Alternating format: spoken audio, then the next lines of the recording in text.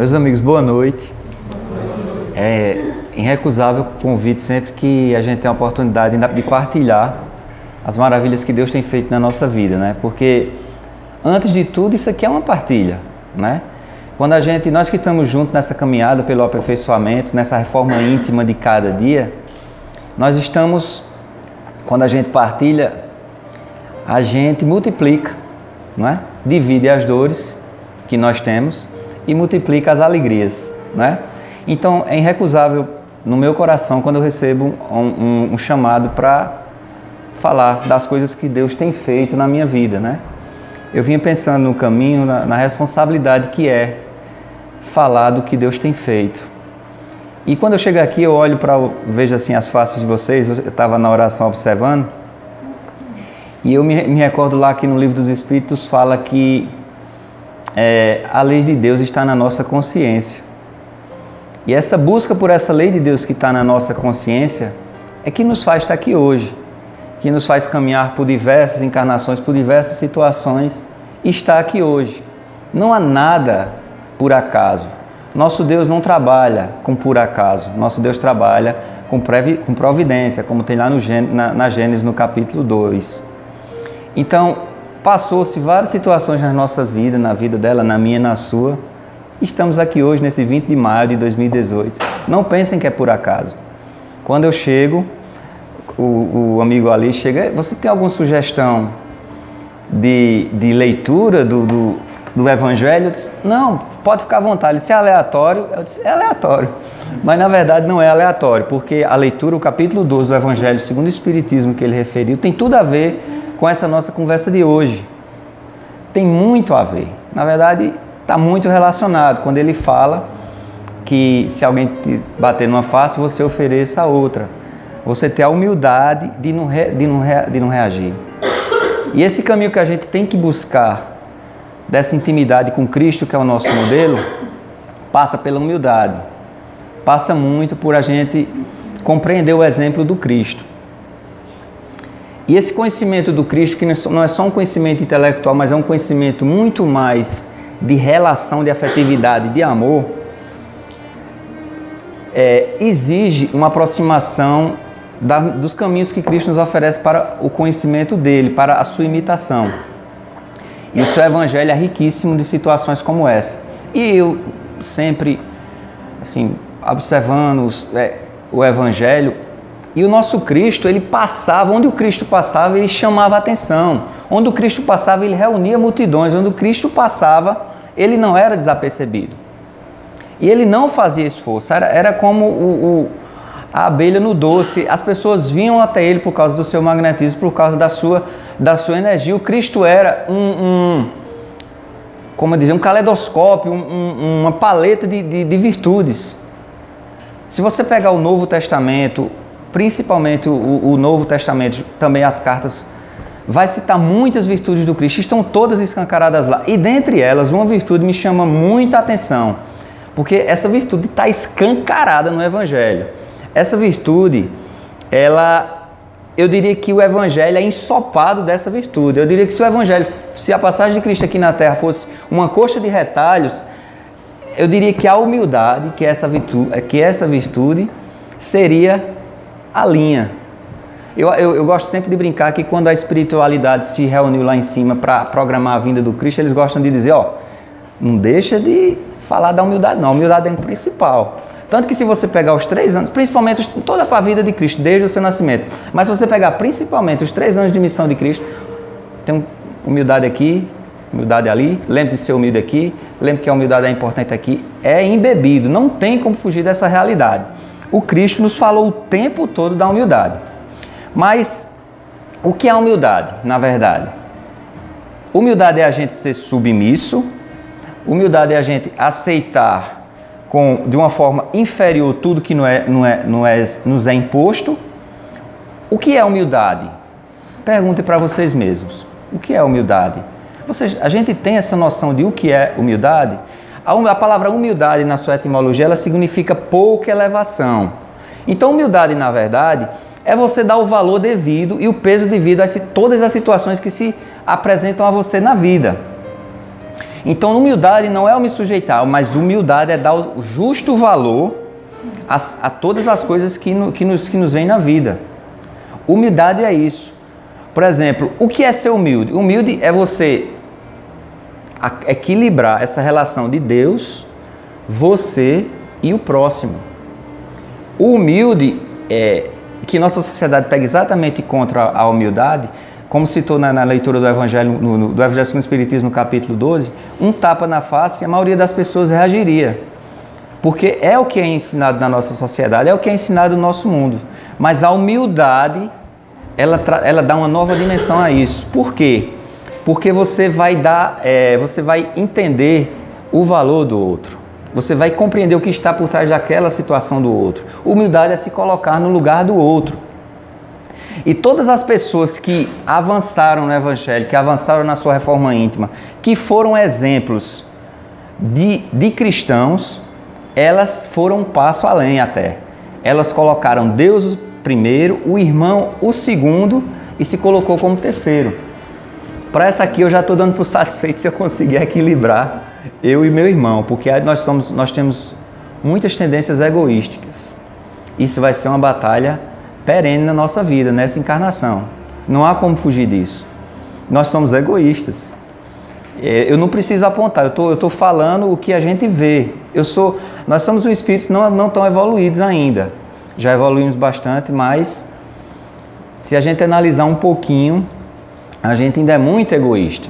E o Cristo, na sua vida, fez questão de deixar claro para a gente: pessoal, a humildade é o caminho. Vocês não vão evoluir sem humildade. Sem humildade não vai haver reforma íntima. Se eu não me colocar em segundo ou em terceiro, eu não dei a oportunidade que a humildade ela vai evoluir ela é quase um sinônimo do amor. Se eu não der a oportunidade dessa humildade brilhar na minha vida, eu não vou sair do lugar. A gente não retrocede, mas eu vou passar mais uma encarnação sem sair do lugar. O Cristo nos deu vários exemplos de humildade na sua passagem.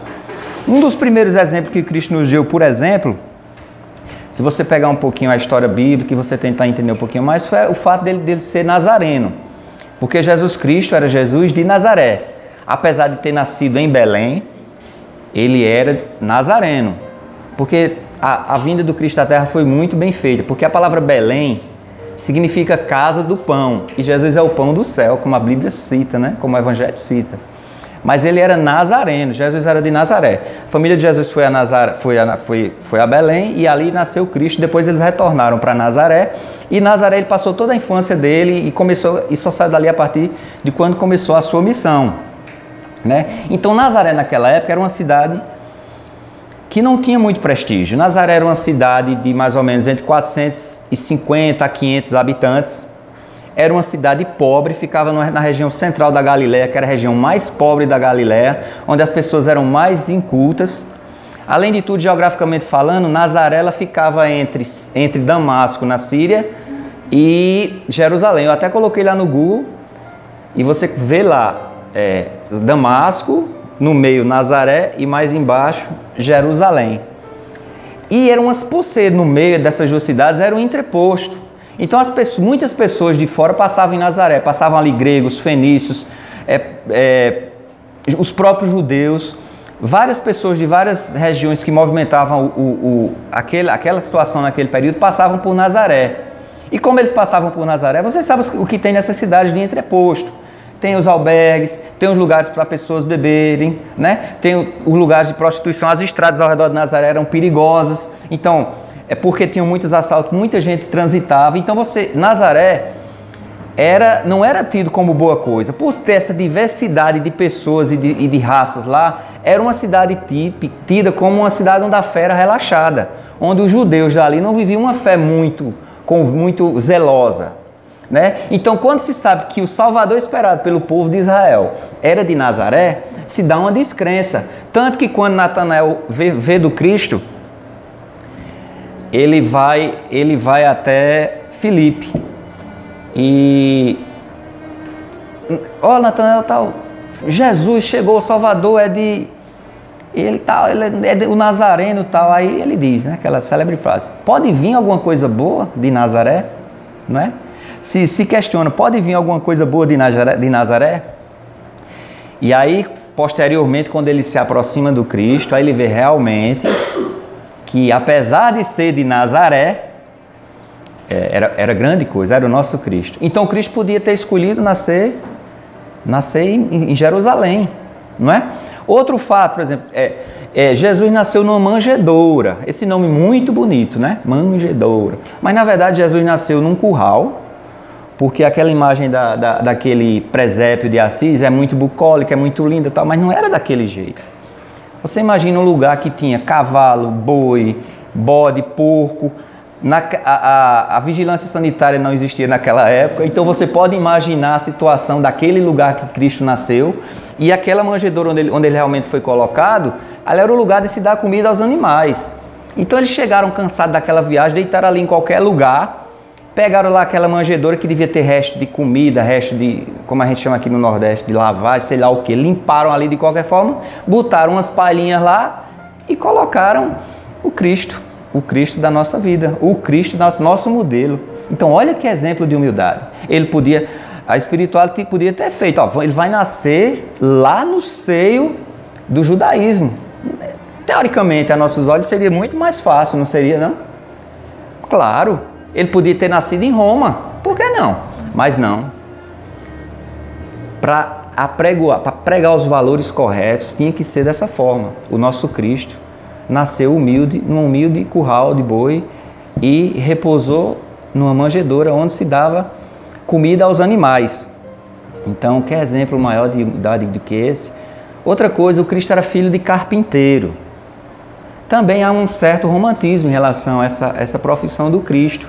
Porque se você for lá dar uma olhada, verificar a palavra, no grego principalmente, a palavra carpinteiro significa quem trabalha com material duro. E naquela região, não era abundante de madeira. Aquela região ali do Oriente Médio, ela é muito seca. Então, se você for hoje lá, eu não tive a oportunidade de ir, mas eu já vi várias fotos, vídeos, etc. As casas eram escavadas na rocha e a partir da rocha se colocava algumas madeiras, algumas vigas, alguma coisa para dar um conforto maior, aumentar as casas. Mas na verdade, as casas eram construídas na rocha e se adicionava madeira.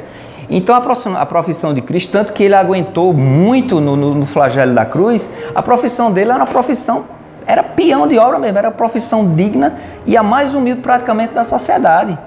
Jesus trabalhava no pesado, ele cavava na rocha com o pai dele e a partir dali ele construía. E nós podemos achar que isso foi por acaso, esse exemplo de humildade no Cristo? A gente não vê em nenhum momento o Cristo reclamando, se maldizendo da profissão que tem. Às vezes nós temos empregos maravilhosos, situações de renda maravilhosas e a gente está sempre reclamando.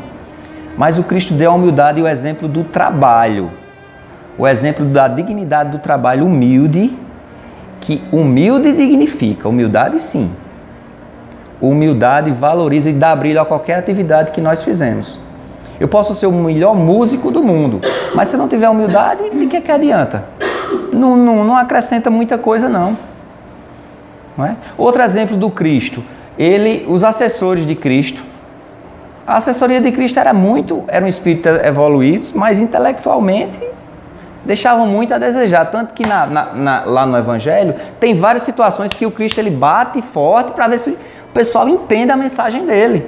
O pessoal com Cristo ali dia a dia e não entendia o que ele falava. Eles eram rudes, eles eram pescadores. A imensa maioria deles eram pescadores, não é? Aí tinha o Judas, que era meio que um revolucionário e tal, mas a imensa maioria deles eram pescadores dos discípulos, né? Que discípulo é aquele que segue, e posteriormente os apóstolos já quando foram enviados. Então a assessoria de Cristo teoricamente, aos olhos humanos, era muito fraca. Hoje, dentro do próprio Espiritismo, nós temos pessoas altamente cultas e preparadas nas mais diversas ciências para falar das coisas do mundo espiritual, para falar do Evangelho, para falar do Cristo. Mas Cristo não começou assim. Como repito, ele podia ter começado lá no judaísmo, mas não era o objetivo. Não era o objetivo. As pessoas têm que entender que o valor verdadeiro vem de Deus e não das convenções humanas. Entendeu? Não é diferente o médium que psicografa diversos livros. do médio que humildemente vai na casa ali espírita e dá seu passe. Perante os olhos de Deus, somos todos iguais. E por que haveria de haver diferença? O exemplo do Cristo é nesses detalhes que ele quer falar na vida da gente. Isso tem que se transmutar para a nossa realidade, para nosso trabalho, para nosso estudo, para nós como pai, que é difícil escutar filho, filho que deixa de escutar pai, esposa que deixa de escutar esposa, e por aí vai. E tapa na cara vai, e tapa na cara vem, porque, como ele falou no Evangelho, no capítulo 12 do Evangelho segundo o Espiritismo, falta a nossa humanidade, muita humildade. Né? Esse foi um exemplo claro do Cristo.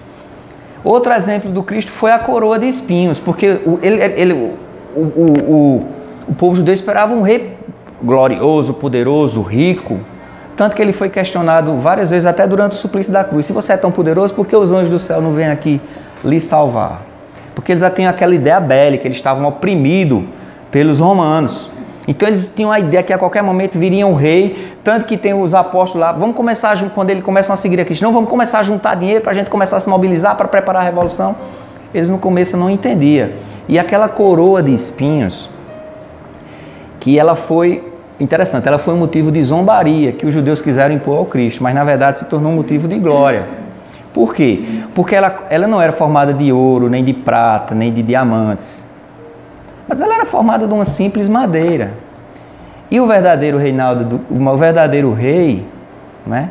O verdadeiro rei das virtudes, o espírito mais evoluído que a gente pode até imaginar, porque devido à nossa condição humana e ainda de espíritos aqui e ali vacilantes, nós temos apenas uma noção do Cristo. Nós não temos a real dimensão do Cristo. É impossível para nós, não é? Então o rei de todos nós, ele veio numa condição muito simples. E quando ele coloca uma coroa de espinhos, ele quer dizer isso. Esqueçam os valores. Esqueçam os valores. O meu reino é diferente. O meu reino são dos valores eternos. Quando ele diz o meu reino não é deste mundo, não é deste mundo mesmo. Porque o reino de Deus é cada um de nós atingir o estado evolutivo que devemos atingir. O reino de Deus não é um lugar físico. O reino de Deus somos nós espíritos, evoluirmos muito, até chegarmos um dia, né, numa condição de espíritos puros. Esse é o nosso objetivo. Isso é que a nossa consciência, essa consciência de Deus, né, essa que está na gente, essa lei de Deus que está na nossa consciência exige de nós. Por isso que a gente está aqui. Não é? Então essa humildade de Cristo, essa coroa de espinhos é para provar isso. Naquela coroa de espinhos que machuca, que fere, que feriu a cabeça do Cristo, ela quer lembrar para a gente que para a gente atingir esse reino também, a gente tem que se quebrar.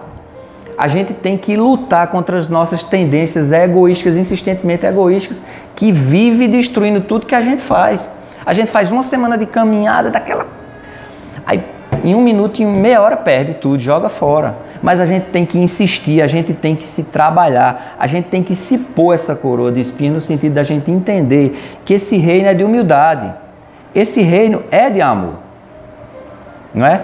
Além de tudo, o Cristo morreu da pior morte, que foi a morte em cruz, né? A morte de cruz, que era uma forma de execução inicialmente que vinha da Pérsia, mas que foi adotada pelo Império Romano e que só era aplicada à pior espécie de bandidos.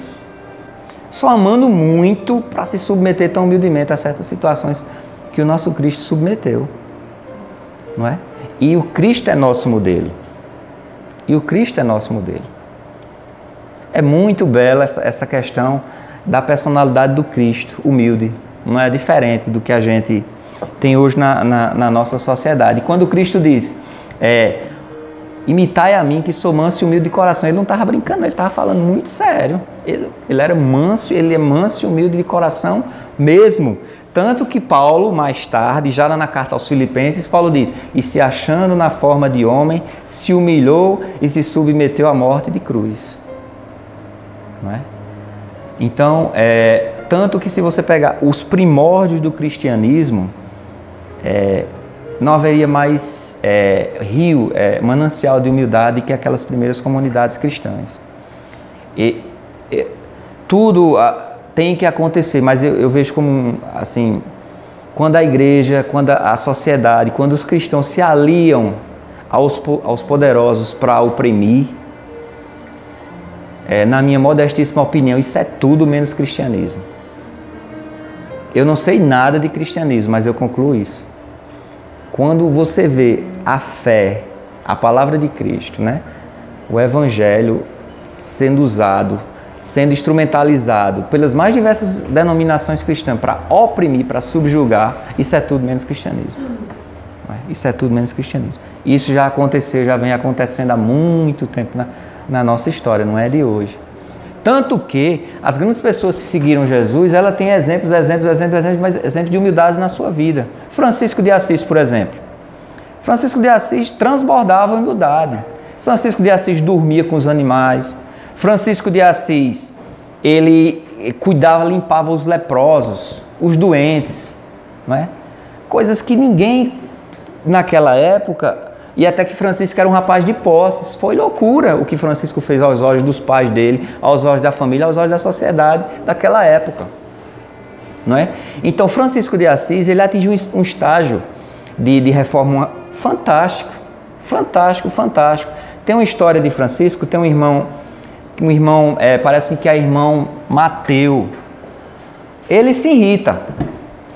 Ele diz, mas ele vê aquele semblante de Francisco, as pessoas procurando Francisco.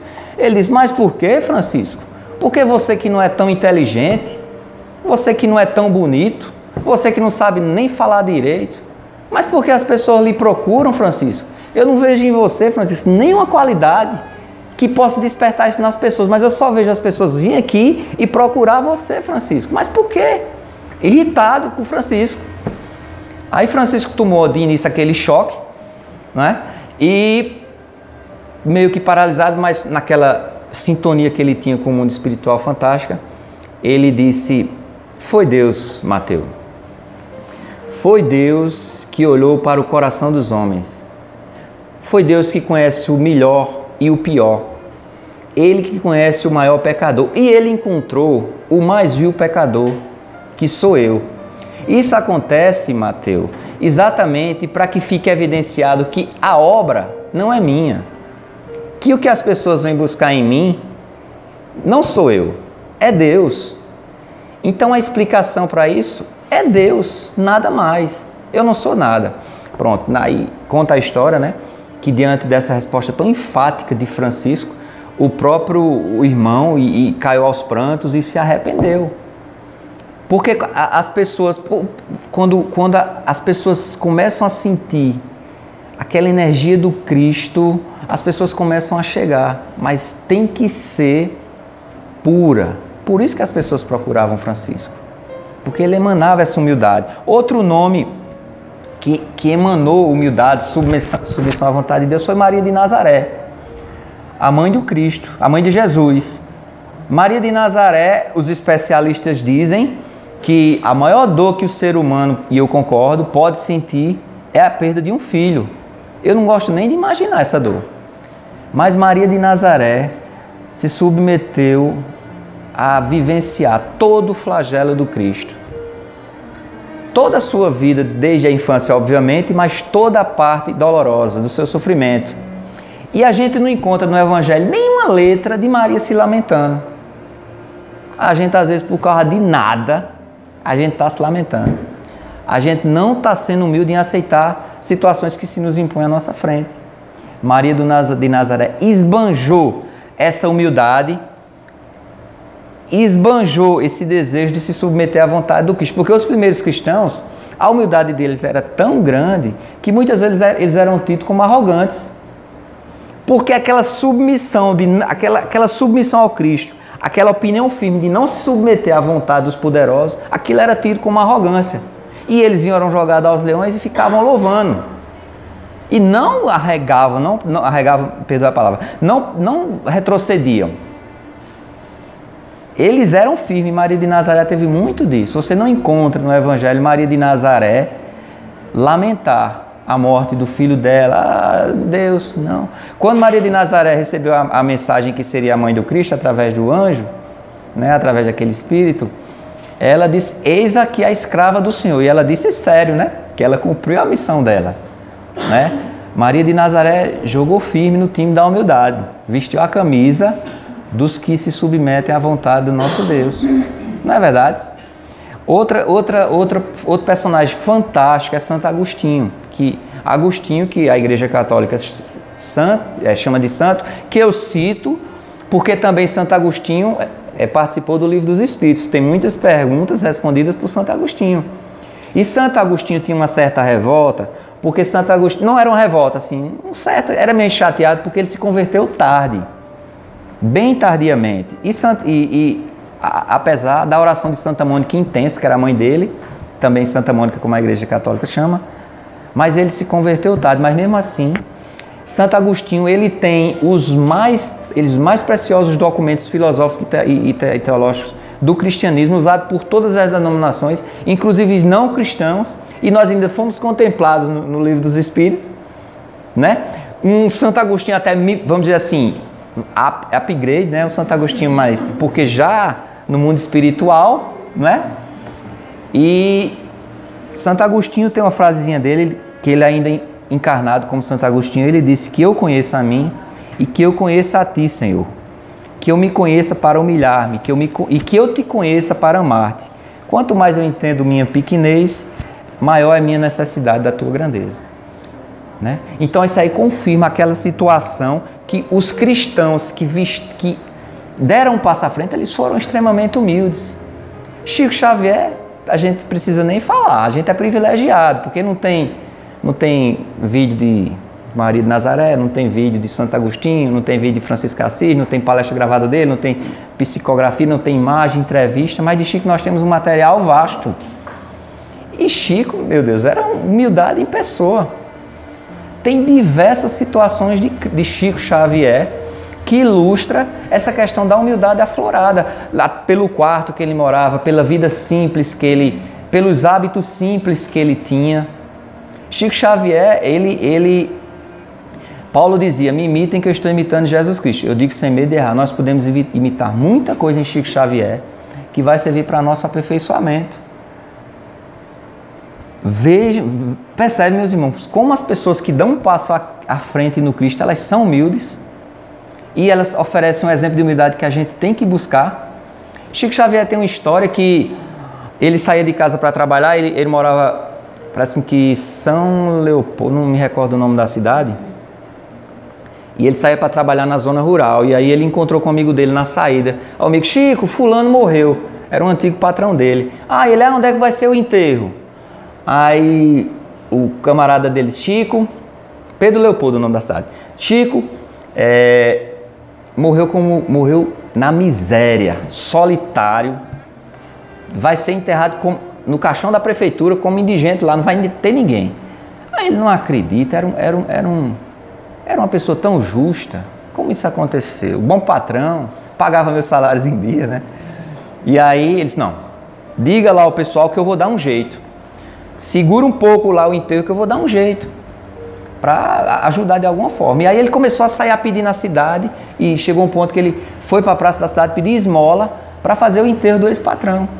E até as pessoas da família dele se revoltaram. Mas Chico, você aí pedindo esmola? Não, mas eu tenho que dar um enterro digno na fulana. Diz que até o cego que tinha na cidade, que pedia esmola, que era amigo dele, deu as moedinhas para Chico fazer o enterro. E ele conseguiu. Ele arrecadou os fundos necessários para fazer o enterro digno, que ele considerava digno para o patrão dele. Que exemplo de humildade, mais do que esse. As pessoas morrem, passam pela vida da gente, a gente nem lembra, não é? Eu quero conversar com aquele, meu padre, chefe, né? Não, a pessoa humilde que se submeteu a essa vontade do Cristo. Né, meu irmão? Então, as pessoas que deram um passo à frente de Cristo, elas abraçaram a humildade tremendamente. Tem várias passagens na Bíblia, que no Novo Testamento, que o Cristo esbanja a humildade. Mas são várias passagens mesmo.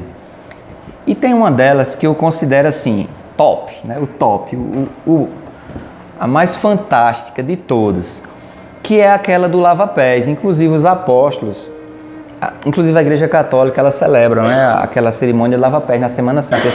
Esse fato se passou perto da Semana Santa. E os apóstolos, e existia ali uma certa disputa em quem ia ser maior, quem ia ser menor no reino de Deus e tal.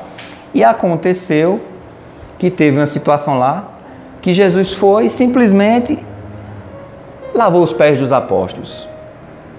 Lavar os pés naquela época era uma atividade dos servos. As pessoas de uma condição um pouquinho melhor tinham os servos que eles chegavam em casa, porque naquela época, pessoal, se andava a pé, não é?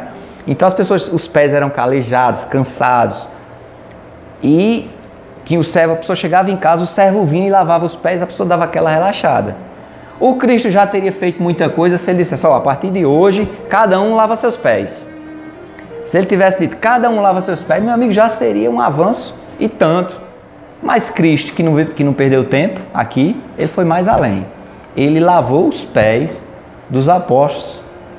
E quando ele lava os pés dos apóstolos, tem ideia como era o pé daquele pessoal naquela época? Andavam de alpercata, pé sujo, cortavam a unha a cada, sabe quantos meses. Não tinha esse negócio de manicure, pedicure, né? O negócio era feio mesmo. E o pessoal andava a pé. Não devia ser muito cheiroso, mas o Cristo foi lá e lavou. E quando ele lava os pés, é interessante a simbologia. Por quê? Porque todo o caminho que nós percorremos na nossa vida são percorridos por nossos pés. Então, a partir do momento que Cristo lava os pés, ele quer dizer o quê? Ele quer dizer que a partir daquele momento, zerou. Você caminhou até aqui de pé sujo, a partir daqui está limpo. Aquela simbologia do lava-pés significou nada mais, nada menos que uma vida nova, que um caminho novo a ser percorrido. Que as coisas velhas ficaram para trás e que ele, naquele exemplo dele de amor total, veio ali para fazer aquilo. E aquela disputa que existia entre os apóstolos para ver quem seria o primeiro, o segundo reino, quem quer ser o maior que sirva. Se vocês me consideram o maior, então eu vou dar um exemplo, eu lavo os pés de vocês. É uma simbologia fantástica. Toda a nossa vida passa pelos nossos pés. E a partir daquele momento, zerou. E tem muito mais simbologia naquele texto. Porque a água, ela tem uma simbologia em todas as religiões. Ela tem uma simbologia, praticamente todas as religiões, ela tem algum cerimonial, algum rito em relação à água. O Cristo não mandou a gente estar repetindo a lavagem dos pés, ritualmente falando. Cristo não trouxe ritual. Mas ele quis dizer que a partir dali, daquela água, tudo estava novo. Como diz lá, né? Tem que nascer da água e do Espírito, né? A água, o ventre materno, o Espírito que vem a encarnação no plano espiritual e a carne, que é a nossa herança genética dos nossos pais, né? Como ele disse, tem que nascer de novo, né? Tem que nascer da água e do Espírito. Então essa simbologia da água, do lava-pés, é muito importante. Aí Pedro, né, que era assim muito intempestivo, deu muito trabalho a Cristo durante a formação dele, mas também correspondeu de forma superabundante posteriormente. Pedro disse, não, meu amigo, já que está lavando meus pés, vai ter que lavar tudo, né? Aí a gente vê a questão da falsa humildade, não é? Que Senhor, ele quis dizer naquela falsa humildade dele, eu preciso ser lavado todo, né? Mas o Cristo dizer, não precisa, Pedro. Eu lavei seus pés, já dei o exemplo. A partir daqui, está zerado. E a falsa humildade, ela é muito perigosa. Porque a pessoa que é falsa humilde, ela tem uma atitude humilde para mostrar uma coisa que ela não é. E aí, na verdade, é uma arrogância, né? Ela quer um destaque, se mostra humilde para mostrar que ela não é. Mas como a religião de Cristo, né? Como a palavra do Cristo, como toda a mensagem de Cristo, como nossa doutrina espírita, ela é uma reforma íntima, então isso não adianta de nada. Porque é você que tem que melhorar. Não o que as pessoas vão achar de você, o que as pessoas vão dizer de você, o que as pessoas vão promover através de você, que vai fazer você, o que vai fazer você reformar-se é a imitação do Cristo. É você e a imitação do Cristo. É a reforma íntima. E todo esse arsenal que a espiritualidade nos oferece para nos apoiar nessa reforma. Entendeu? Então a gente tem que ter também cuidado com essa falsa humildade, que ela pode atrapalhar bastante, se a gente não ficar atento. Ficar atento. Eu sou horrível, eu sou... Não. O justo valor quem dá é Deus. Nós temos que nos colocar, nem no julgar superior, lembra que eu falei no começo, a justa medida, nem no julgar inferior, pensando que isso vai nos fazer sentir melhor. Nós temos que ter sinceridade para com Deus e para conosco, para ver o que somos e a partir daí assumir as nossas limitações, assumir as nossas misérias e a partir daí a gente trabalhar e trabalhar e trabalhar e trabalhar, não é?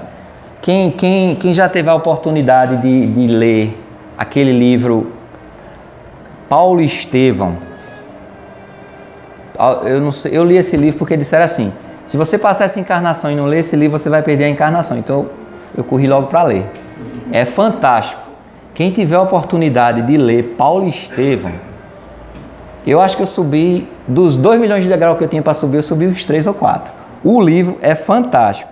E ele fala da Casa do Caminho. O que era a Casa do Caminho? A Casa do Caminho era uma casa onde os apóstolos iniciaram a atividade apostólica, onde eles recebiam as pessoas doentes, as pessoas para receber atendimento espiritual, muito parecido com a nossa casa espírita, né? Recebiam as pessoas para fazer a prece. E tem um textozinho aqui da Casa do Caminho, 3 linhazinhas só, que eu preparei para ler para vocês, que caracteriza bem o que era a Casa do Caminho. Ele diz assim: era por esse motivo que a residência de Pedro, a Casa do Caminho, né? Doação de vários amigos do caminho, regurgitava de enfermos e desvalidos sem esperança. Eram velhos a exibirem úlceras asquerosas.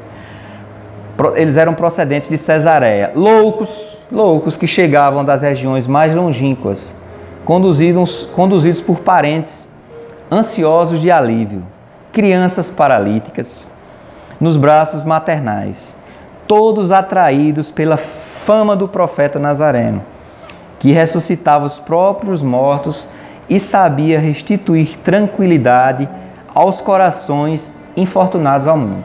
Então, pessoal, essa cena pessoas doentes, com doenças na parte física, pessoas com doenças psicológicas, pessoas espiritualmente desequilibradas, recebendo ajuda, recebendo apoio, recebendo socorro, recebendo a mão estendida.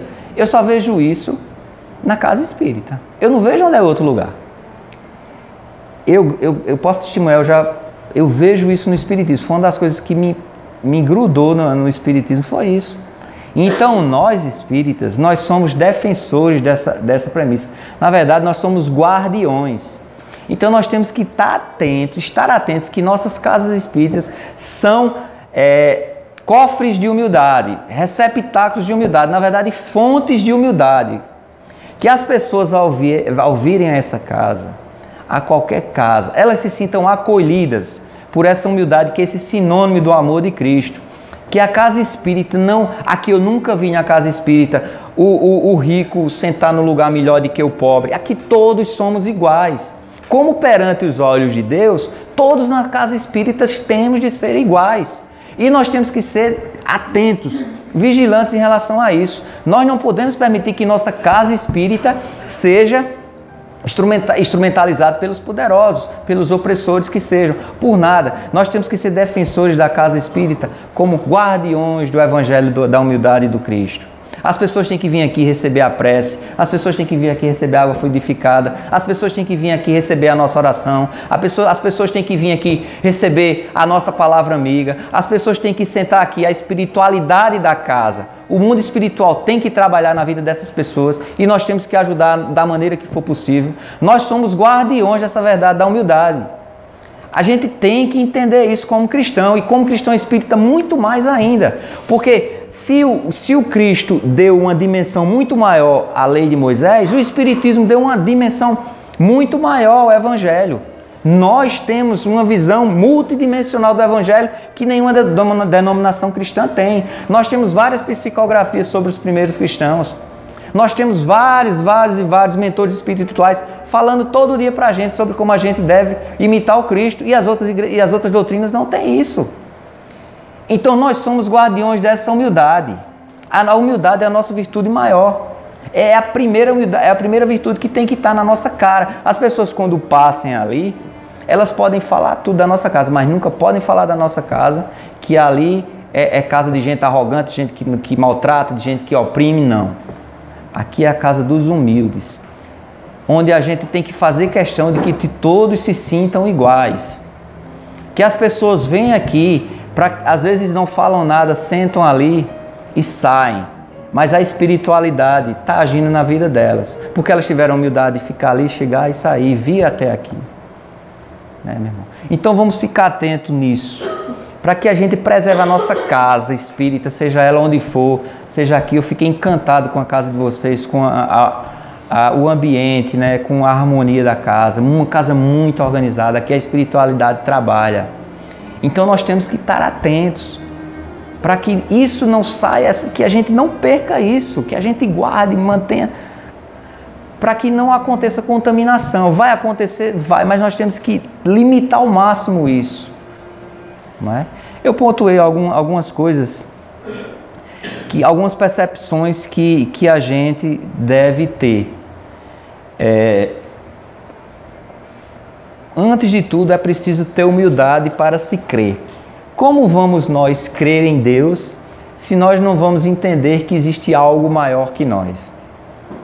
É impossível. Como vamos nós entender e saber enfrentar de forma digna certas situações que nos são impostas pela vida? Certas doenças, às vezes desemprego, às vezes perde um parente. Se a gente não ter a humildade de entender que isso faz parte de um contexto maior, que isso faz parte de um Deus maior, que quem está regindo isso é um plano espiritual que é superior a nós. É preciso ter muita humildade para se crer. Por isso que eu repito, se a gente não correr atrás dessa humildade, porque não é assim, eu agora vou ser humilde. Não. Agora eu escutei aqui, eu vou ser humilde. Não é assim. É um trabalho de busca determinada, a gente se determinar a buscar.